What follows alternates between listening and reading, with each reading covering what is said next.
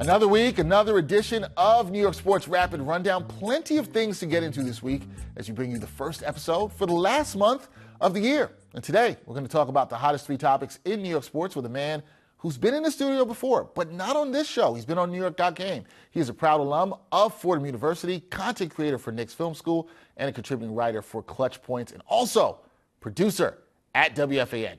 The one and only, Kris Pursiainen. Kris, what's going on, man?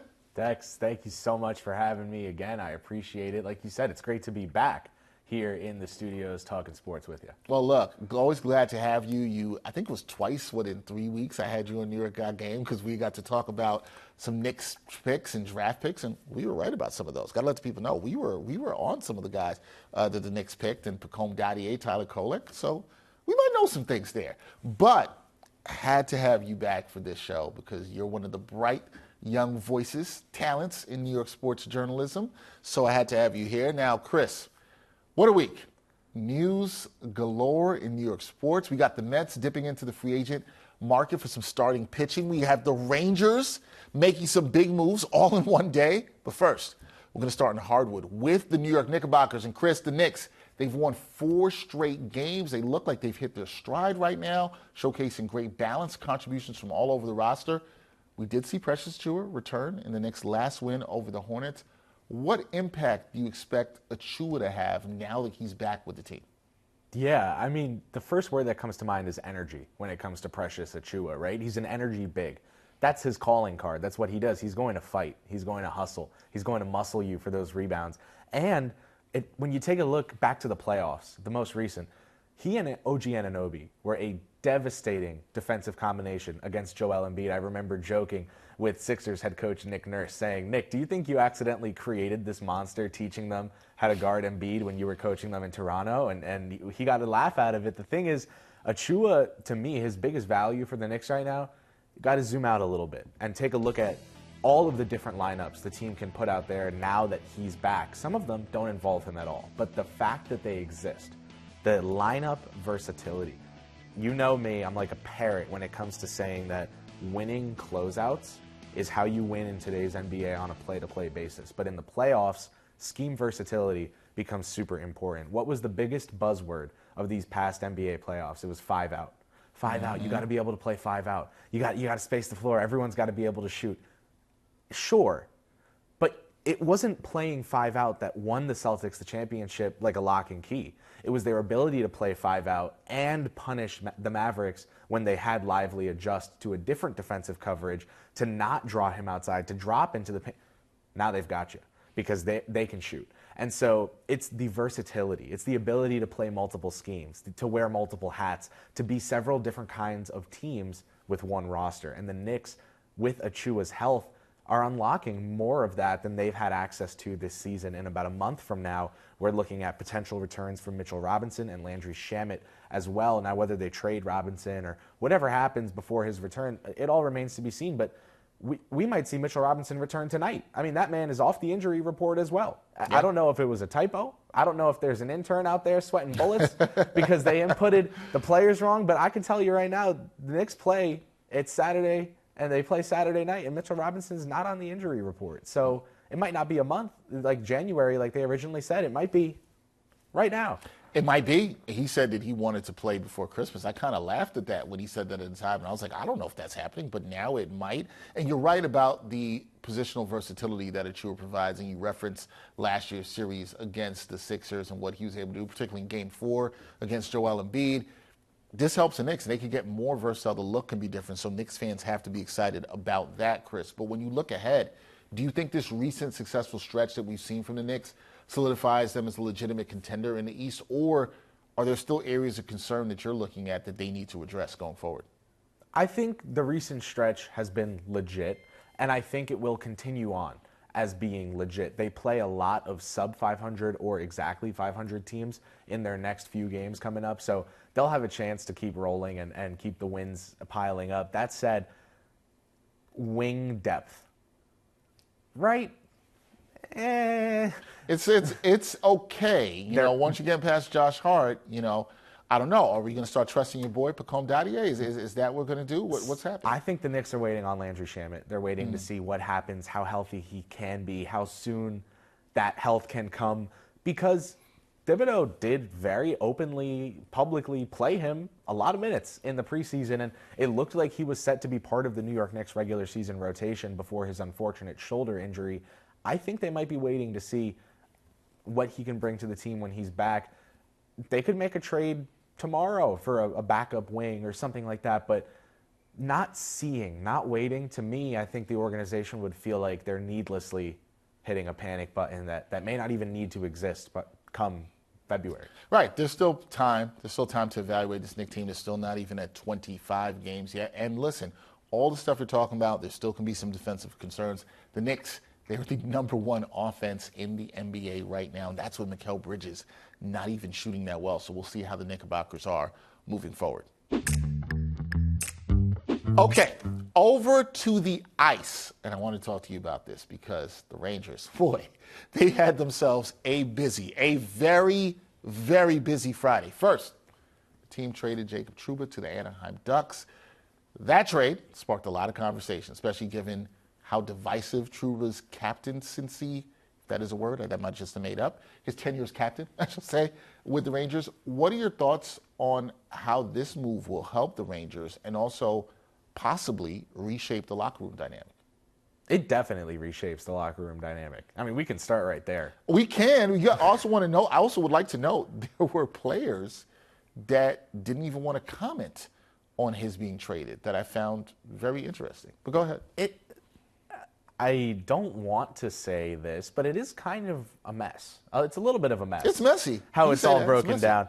A couple weeks back, this all started, there's a leak that Drury is shopping, Trouba, Chris Kreider, and the locker room did not respond well to that, Dex. They did not deal with that well. It got hot in that kitchen. And that forced Drury's hand, right? The leaks became reality. This is a situation where, the news got out before there was actually news, and then it changed the actual news. It created news, and that Drury did kind of had to make a move. He kind of had to shake things up. There was no doubt that Trouba was a great leader. He'd stand up for his guys. He'd speak out for his guys. He'd fight for his guys. Verbally, emotionally, physically on the ice, he'd fight for his guys. But the Rangers look like a team that may not have the best leadership.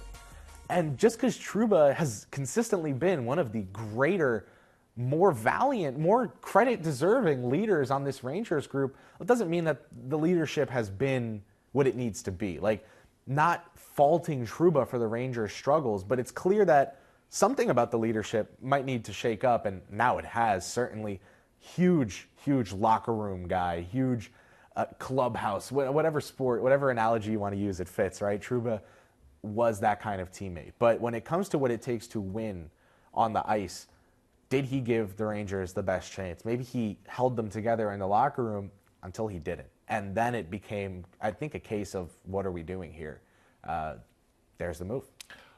I guess my follow-up to that would be, what kind of leadership do you think this Ranger squad needs going forward now that Trouba is gone? Because it's one thing if you said, hey, he led, and I hear your point of what you're saying is that he led in this certain way, or maybe for lack of a better term, up to a certain point, right? Like where it actually matters. So what kind of leadership do they need going forward? Like, how do you move on from this, and who steps up as that next leader for the New York Rangers?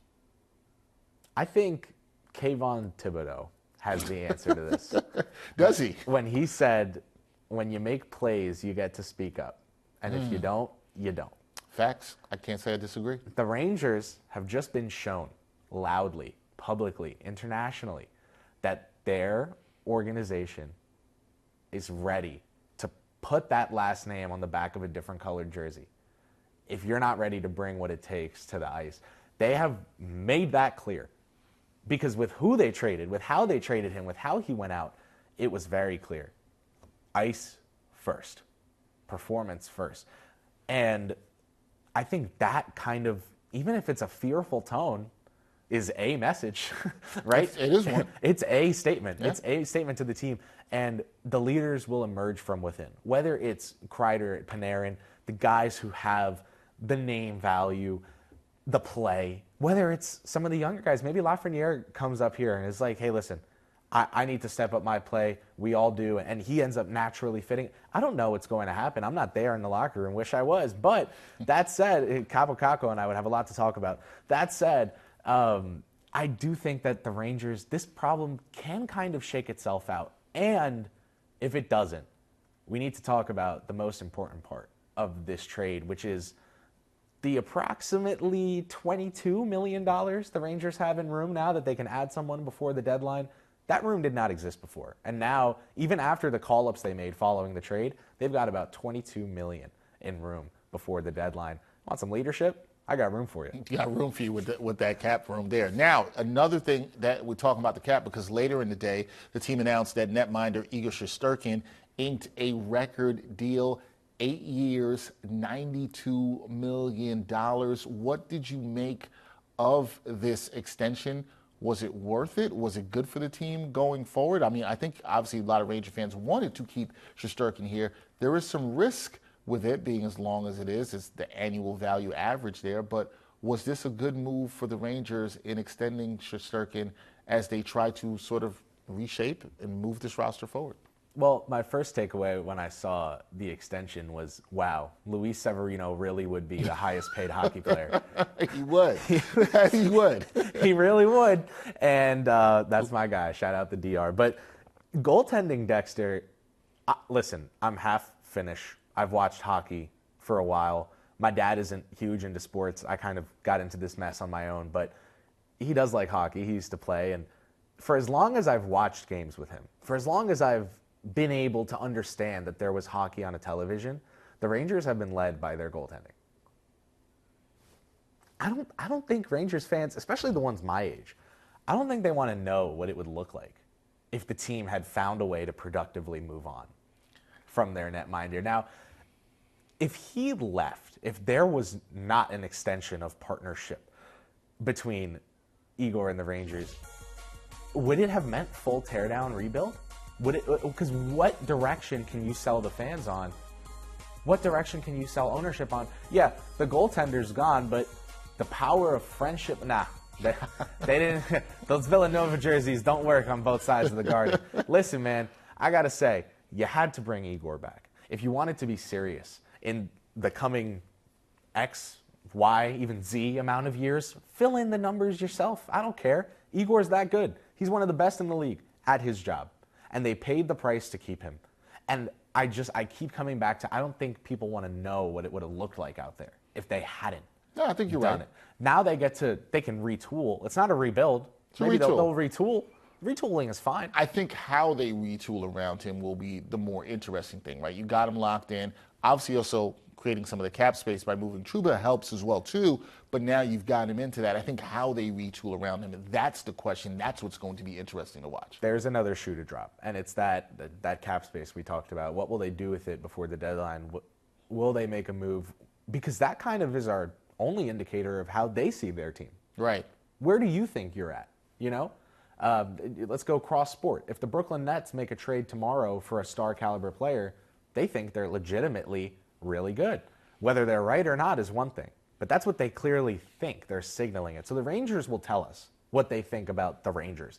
We've just got to wait and see. Now they've got more room than ever this season. All these targets, any quick Band-Aid fixes. We've got some room in the budget for like iodine and wipes, and we don't need to just slap a Band-Aid on it. Yeah, no, actions will speak louder than words here, and we'll have a lot to know about how the Rangers look at their team and how they will move forward. All right, now we're going to take it to the hot stove. With the Mets, they are making moves, Kris. This team, in the past week, they signed Frankie Montas. They also signed Clay Holmes, took him away from the Yankees. What do you make of the team's decision to invest in these two players after they lost your boy, who you mentioned earlier, Luis Severino? Yeah, this is what the David Stearns pitching lab experience looks like. It is signing pitchers in the offseason who fans read the names of and go, oh my God, I have to watch them start? And they have like flashbacks to the Mickey Callaway Mets days and these different teams that broke their hearts over and over again. You have to, this just happened with the Knicks. You have to drop it. You have to give the team a chance to be different, to be a new team, to be someone new. Mets fans should be looking at this going, they let us steal Montas and Holmes for that little. Watch what we do with them after an offseason in Stearns' pitching lab. Because look at Sevy, look at Minaya, look at right? So for New York, I love that they already have a backup plan for Clay Holmes because I have a sneaking suspicion that they might need it. I don't know that starter will work over the course of a full season, just with how poorly his last set of outings in the regular season went. The playoffs came back a bit, right? But for Clay, I think setup man for Edwin Diaz, that's a great role for him. I think that's fantastic. And Montas, I remember talking in Yankees and Mets spaces every day. Fans were clamoring for Frankie Montas. They couldn't get enough Montas. Montas mania. Montas left, Montas right. They wanted this guy. They wanted to pay him big time dollars. And then, like so many pitchers, he just kind of, it was a hot year or whatever. This is what the pitching lab is for, folks. It's not magic.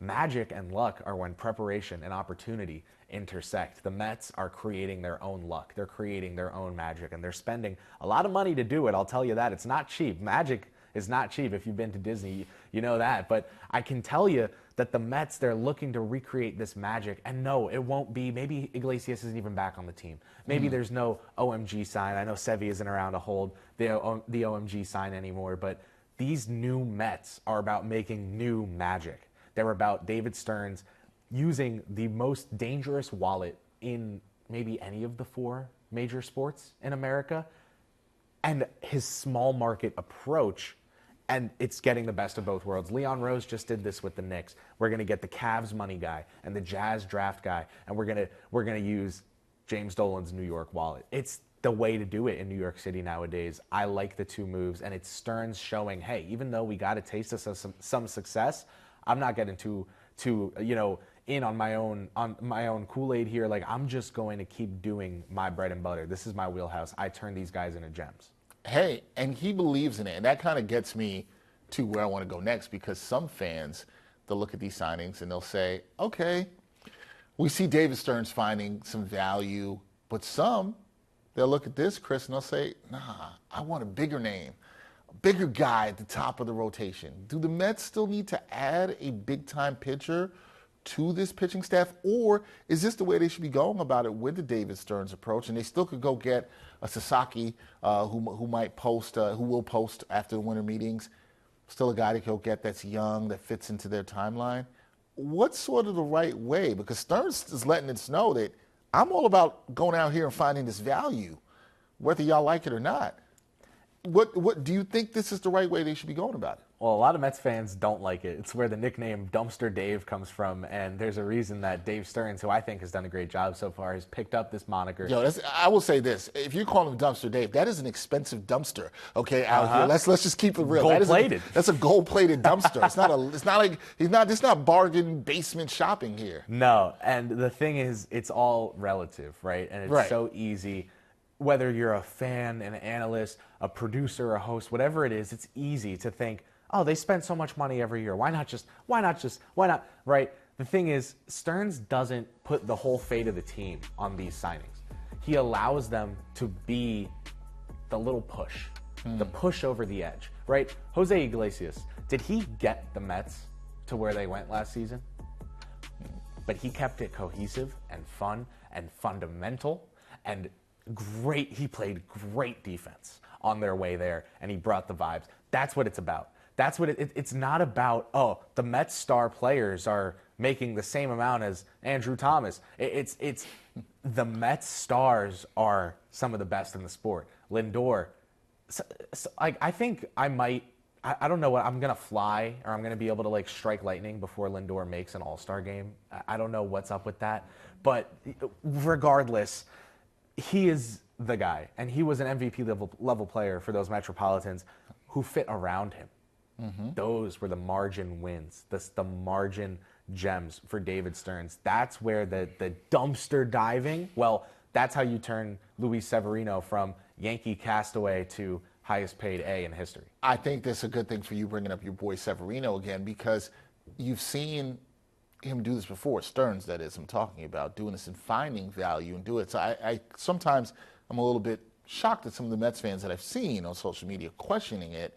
And I'm like, okay, he's done it. I think the whole point that you're making is it matters in all sports now today to be able to find value. You have to find value, low-cost value where you can. I know it sounds crazy. We're talking low cost, about $18 or $20 million.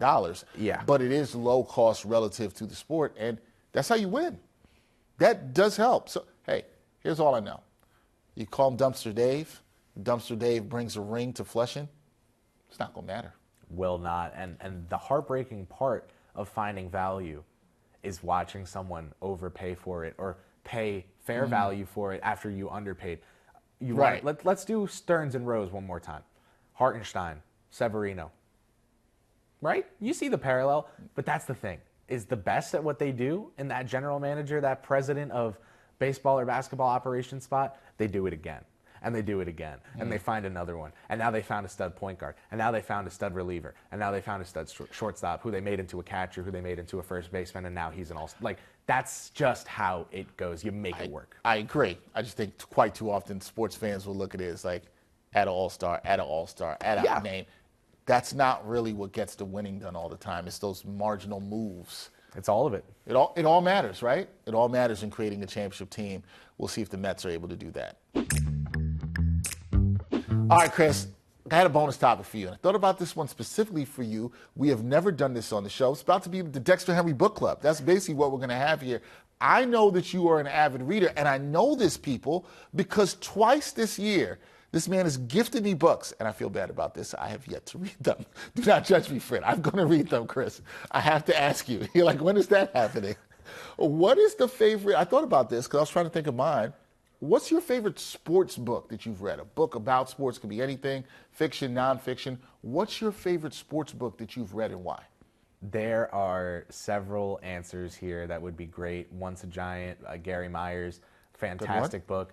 I love the Dream Team, when the game was ours, Game was ours, yep. Magic and Bird. But that note, speaking of Magic, Roland Lazenby wrote a book on Magic Johnson that is not just one of my favorite sports books ever, or my favorite sports book ever, but it's one of my favorite books ever. I mean, sports are such a big part of my life, it makes sense that they'd sneak their way up that list. But he talks about Magic Johnson. I mean, you are hundreds of pages into this book, and Magic has yet to choose where he's going to college. Like, he brings you through the life of Magic Johnson. This kid, unbelievable person. Like, I just can't, it made me look up to Magic Johnson in so many different ways. He was like 16 years old, getting thousands of kids to skip class and meet at the football stadium, where he alone addressed a stadium full of people saying race-related fights in this school need to stop. And he brought all sorts of different athletes of different skin colors and boys and girls from the school, cheerleaders, football players. He got them all to stand next to him in front of like 1,000 kids that were just skipping class to listen to him talk. And while this is all going on, the principal comes over. He's fuming. I got 1,000 kids playing hooky. What the heck is going on at my school? And he gets down the street to the football field and he sees Magic with the attention captivated of these 1,000+ students. There's like 3,000 kids at this whole school, and he's got like 1,500 in this stadium skipping class. And the principal goes to raise, wreak havoc on these kids for skipping. He saw how attentive they were to Magic. He sat down and listened. And that is the power of Magic Johnson's smile and his leadership. And it's taught me the power of a smile and the power of leadership and how important those things are, not just in sports, but in the everyday world. The Lakers had like a secretary that he would just go sit on her desk every day. How you doing? How are the kids? How's this? He'd bother you, but he was always interested in knowing how you were. Like, it made me understand more about how I wanted to be in life. And so Magic by Roland Lazenby, I think, is my favorite sports book ever. Yo, that's great. It also shows you the power of stories, right? Because you hear how that story impacted you. And yes, that story matters a ton. How you treat people, how you talk to them, how you actually care and engage with your coworkers, whoever that may be. No, it does matter. That's a good one. I actually have not read that one. I'm going to have to read that one. I could send you a Except copy. you've sent me 2, and I have not read those. So you're like, Dex, you're not going to read this. I will read it. You can send me a copy. I promise I'll read it. I have some reading to do over the holidays. It's a good one. That, folks, is Kris Pursiainen. Check him out. Knicks Film School, Clutch Points, also producing at WFAN. Kris, rising star, avid reader, teaching people how to find value. I like it. Got to have you back up here again. Appreciate it, Dex. You know I'd love to be back. Thank you so much for having me on. Anytime. Thank you. And we will see everybody next week on the New York Sports Rapid Rundown.